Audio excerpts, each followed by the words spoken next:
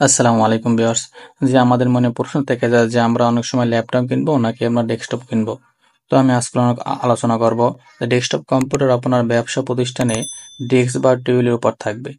এতে বিভিন্ন অংশ থাকে: মনিটর, সিপিইউ, কিবোর্ড, মাউস ও ইউপিএস। অন্যদিকে ল্যাপটপ বা নোটবুক সহজে বহনযোগ্য একের ভিতর সব হিসেবেই পরিচিত এটি।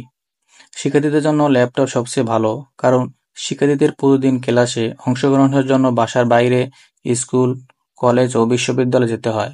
আর এক্ষেত্রে ল্যাপটপ শিক্ষণ প্রক্রিয়া সহায়তা করে। মূলত হালকা কাজ যেমন পড়া, ওয়ার্ডের কাজ, ভিডিও, সামাজিক যোগাযোগ মাধ্যম ব্যবহারের জন্য ল্যাপটপ ব্যবহার করা হয়ে থাকে।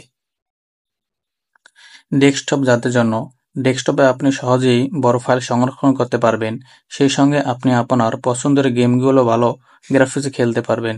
এছাড়া প্রয়োজন অনুযায়ী আপনি আপনার ডেস্কটপ আপডেট করতে পারবেন।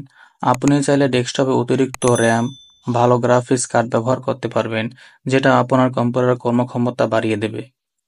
এখন আসি আমরা কোনটা কিনব। যদি কোনো ডেস্কটপ বা ল্যাপটপের কনফিগারেশন একই হয়, তবে ল্যাপটপের দাম বেশি হয় স্বাভাবিক।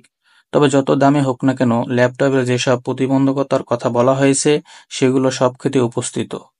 তবে কাজের পাশাপাশি গেমিং এর বিনোদন জন্য এখনো অনেক ভালো কনফিগারেশনের ল্যাপটপ কিনে থাকেন। অন্যদিকে কনফিগারেশনের দিক থেকে একটি ভালো ডেস্কটপ কিনতে আপনাকে খুব বেশি খরচ করতে হবে না। তবে ডেস্কটপ পিসি আপডেট সময় সাপেক্ষ ও ব্যয়বহুল। তো ভিডিও যদি আপনাদের বিন্দু পরিমাণ উপকৃত হন, তাহলে সাপোর্ট দিয়ে লাইক কমেন্ট করে যাবেন। Thank you.